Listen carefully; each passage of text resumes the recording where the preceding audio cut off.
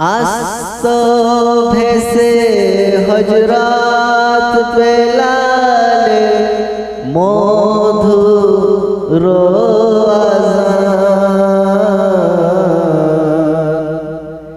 যে আজানে ছিল এমন প্রেম মুগ্ধ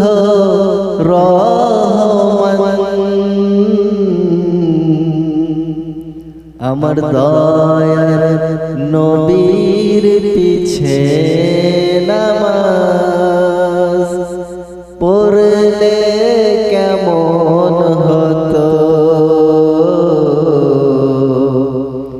আমার দয়ার